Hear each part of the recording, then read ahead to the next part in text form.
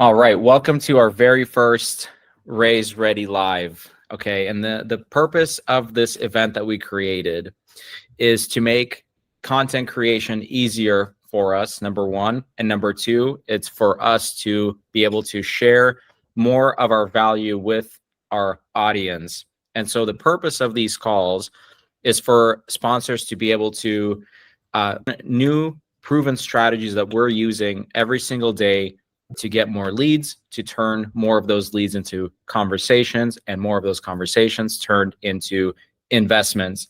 And so the reason why we made this live, okay, that's a pretty interesting part, is that you, our viewer, are able to ask any questions in real time, and you're also able to submit any of your marketing materials, whether that be pitch decks, your webinar funnels, or you name it, or any of your landing pages, your websites, anything like that, any marketing material that you use to raise capital, bring that to us.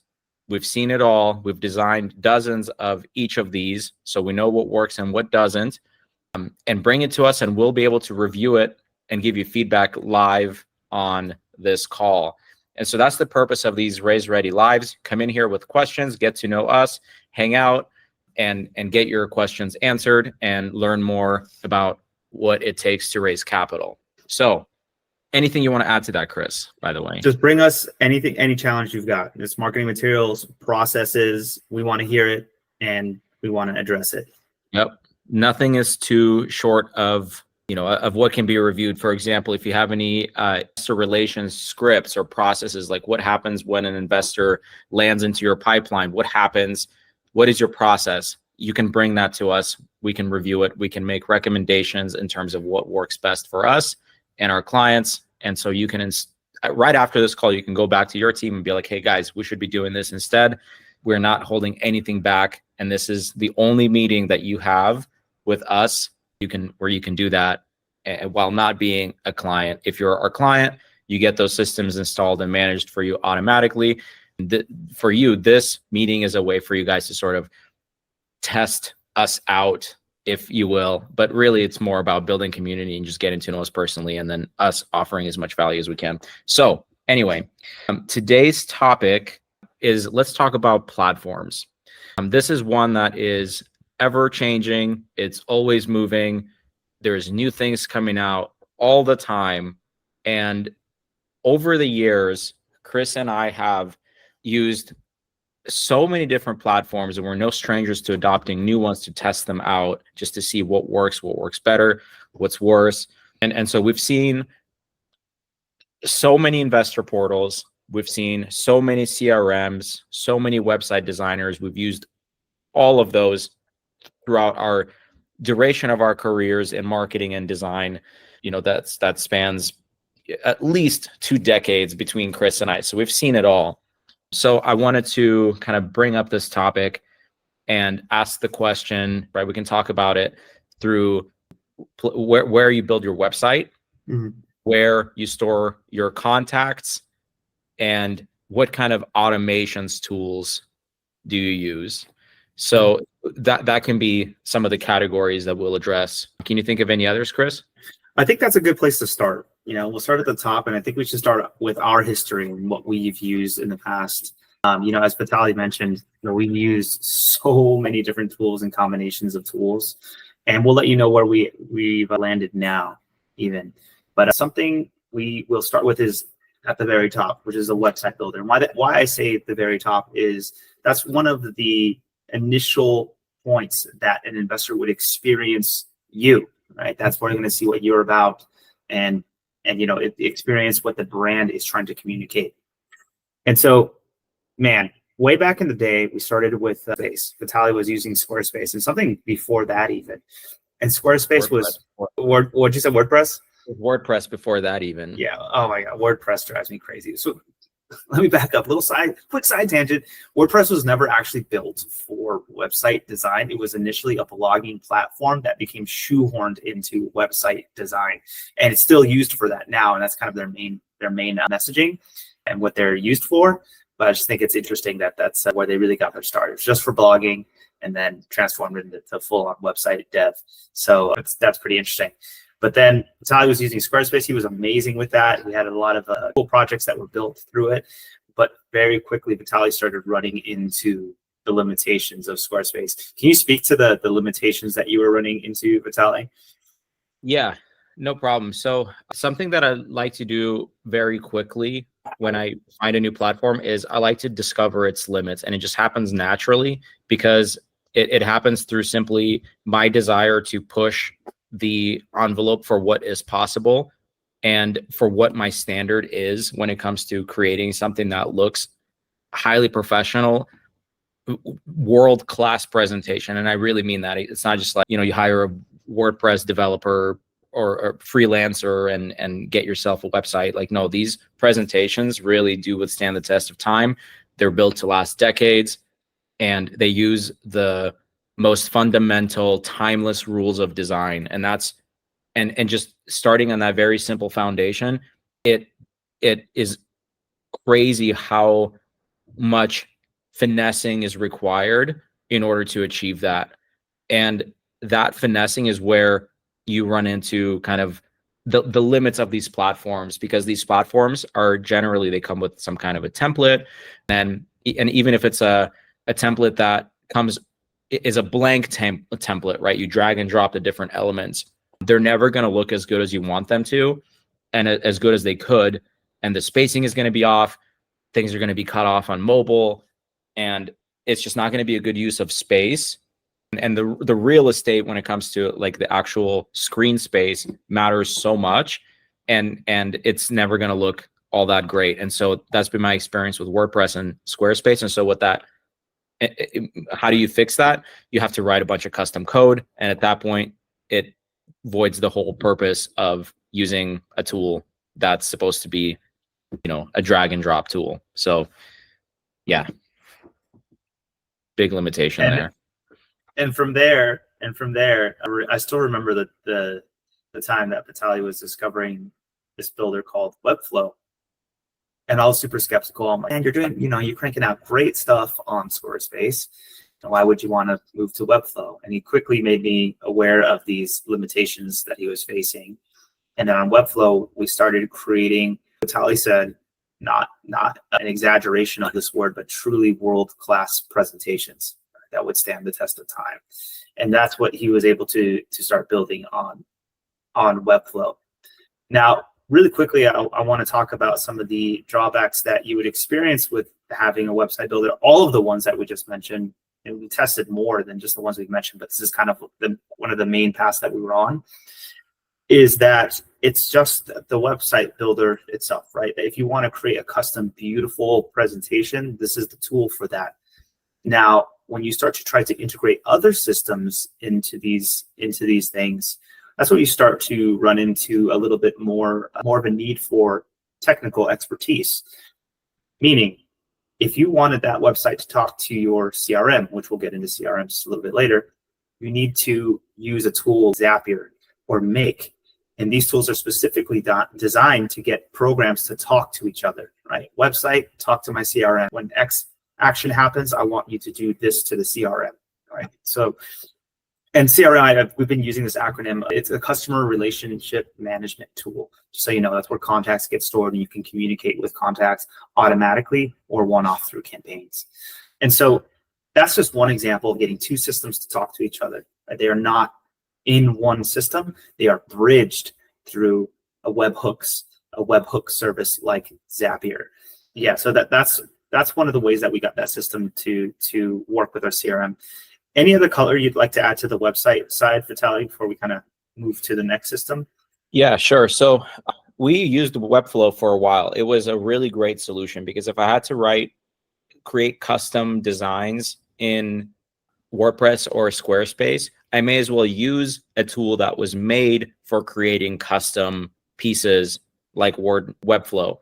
And that's a really fantastic tool to creating award-winning websites.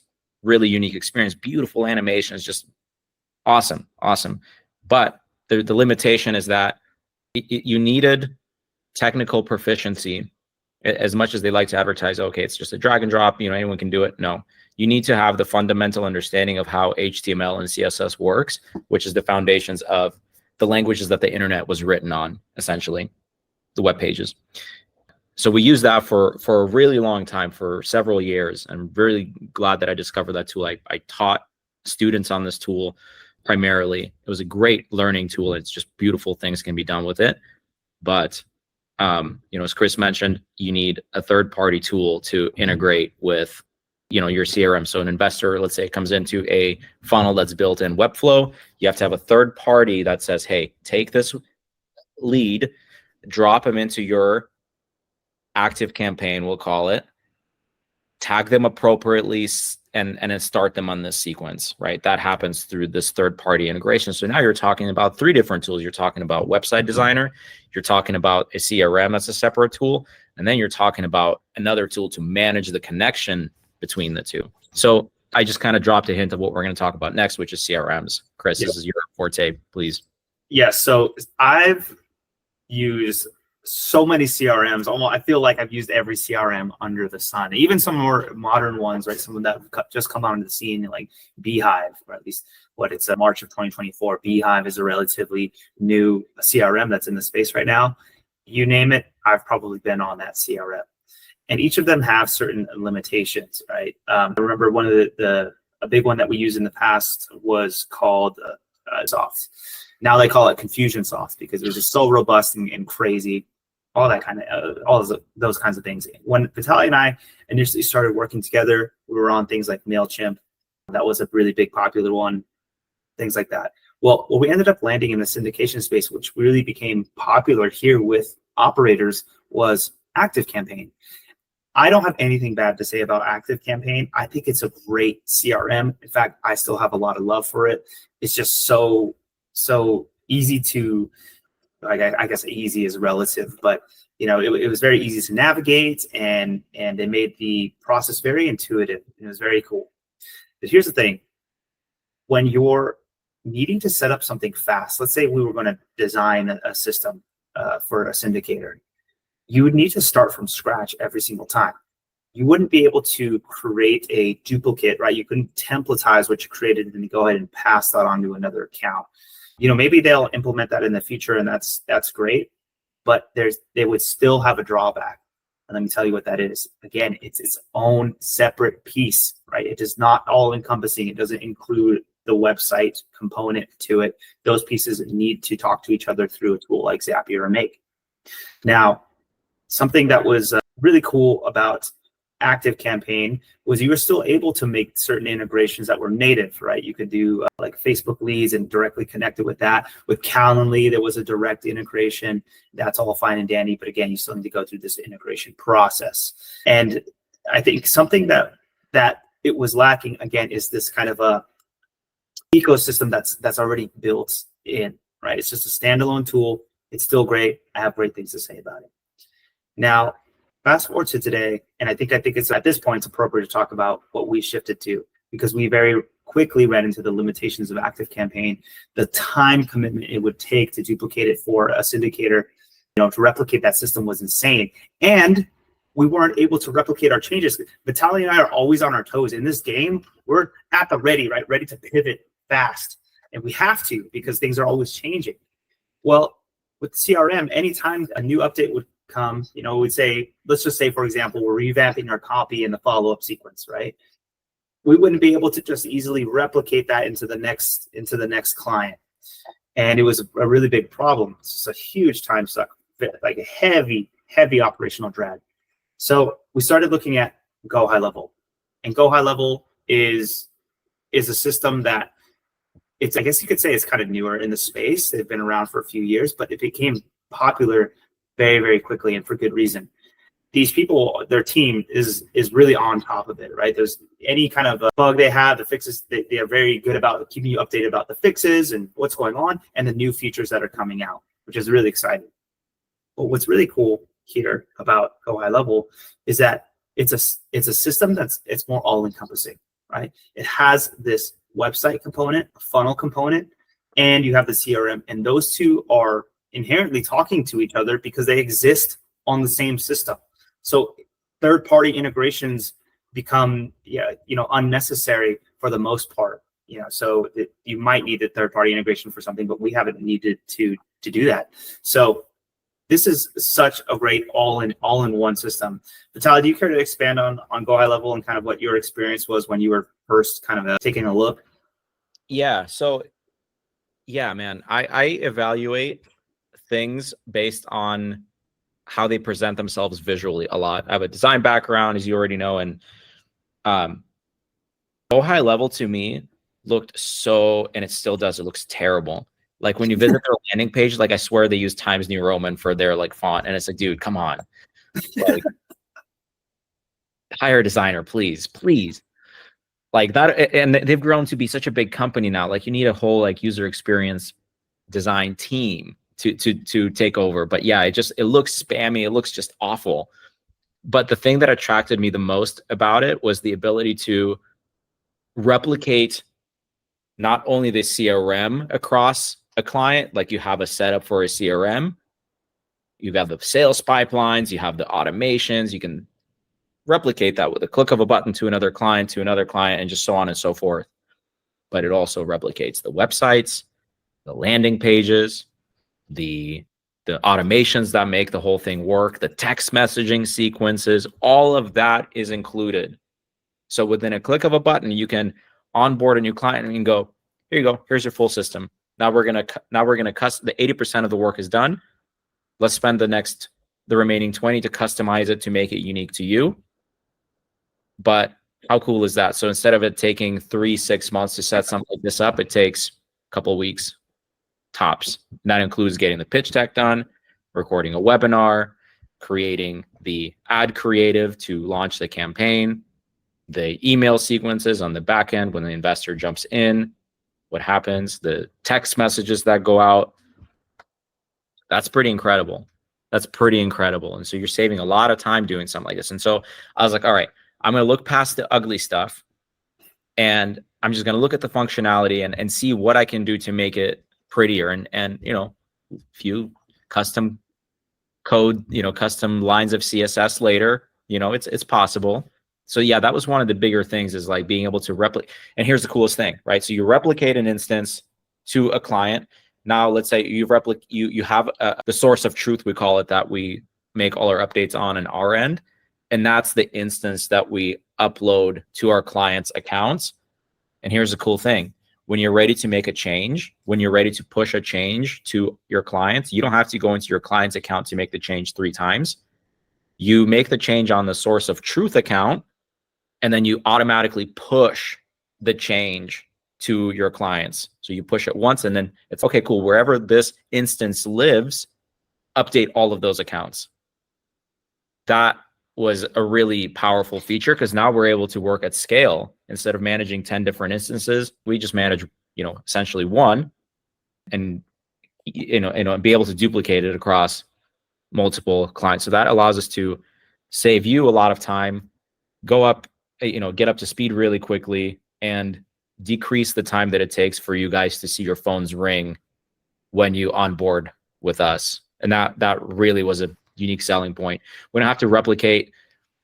Man, Chris, how long did you spend building out Active Campaign instances? It was hours upon hours. It was one of those things where, you almost look like some guy in an infomercial. We're like, tired of working nights and weekends. Like I was that guy, just going, crazy trying to get it replicated in Active Campaign. I'm sure they'll implement something I said to duplicate an instance, but it's still not as powerful as what Go High Level can do, because there's what Vitaly mentioned, is that you're able to replicate the funnel as well, right? And in full transparency, their website builder is not nearly as advanced as Webflow, right? But here at Raised Ready, we were able to identify what the core piece was, what really gets accredited investors in the door, excited about an opportunity, and then subsequently getting on the phone with the IR team. And that was that funnel, that piece is what we were able to isolate, and we were able to go ahead and do all the CSS coding and design it the way that we wanted.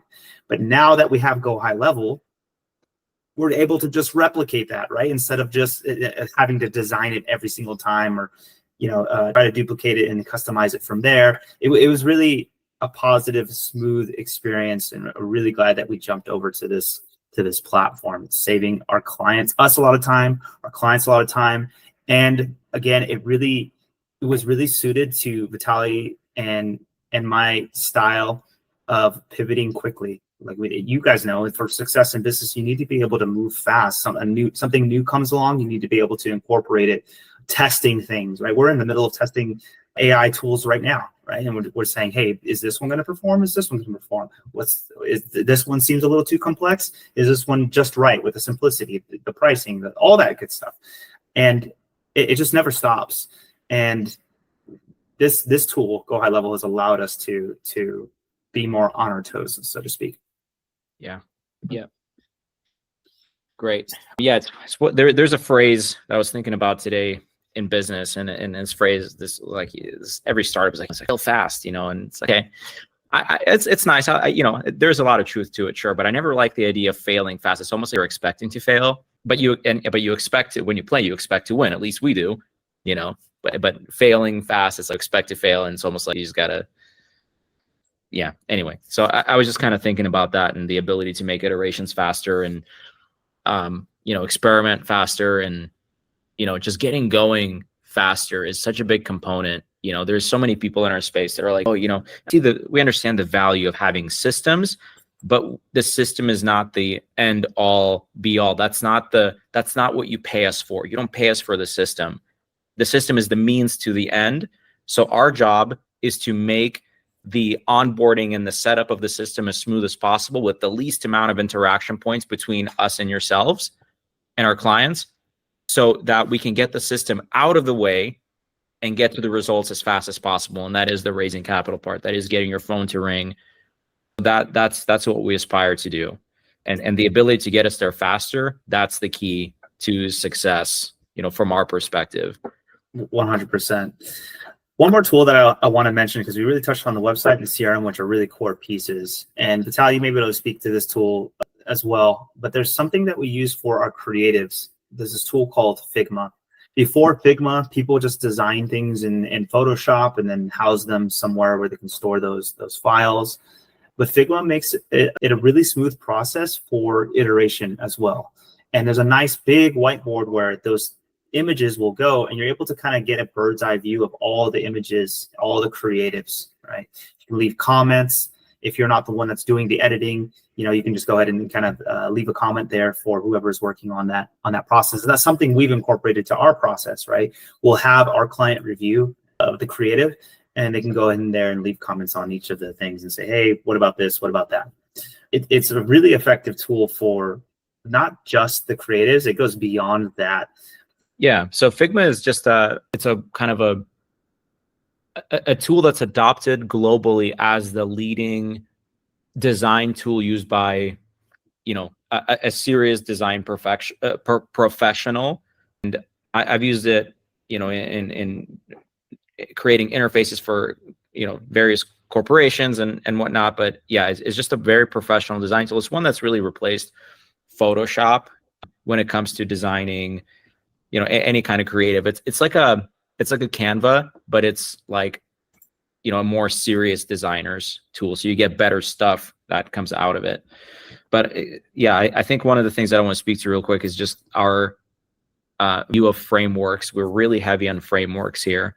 And so Figma is just, it has all the necessary components for us to be able to plug some things in, and then it'll generate a series of creative, ads. And that's done under supervision of our lead designer. And that also translates over to like something like Google Slides, where we have a pitch deck that has the formula of the perfect pitch deck. And it just requires your input to input some of those things. Our designer goes in, kind of makes it unique to your brand, and adjusts it and visually massages everything together. But 80% of it is already done. 80% of your pitch deck is already done when you onboard with us. We just need your information, and our designer goes in and puts in the final touches. All the slides are already there. You just have to fill them out, right? And there's some modification depending on what you're raising for, but our email sequence also a framework, right? Everything is a framework. And so it's just our ability to kind of say, hey, here's your onboarding form. Here's the content that we need. Cool. We'll see, at review time, essentially. Right. And then you review, give us 2 thumbs up. We hit launch, your phone rings. Boom. And that's how it's done. I love it. Okay. Great breakdown. Great breakdown. Yes, sir. All right. Great. So thank you for joining us today. We're at time here. Hope to see you next week. These are live. Join these calls, hang out with us, ask questions, bring stuff for us to review. We'll happily take a look, give you feedback, and get you on the road to raising capital. So thank you so much for joining, and we'll see you guys next time. Thanks, guys. Take care.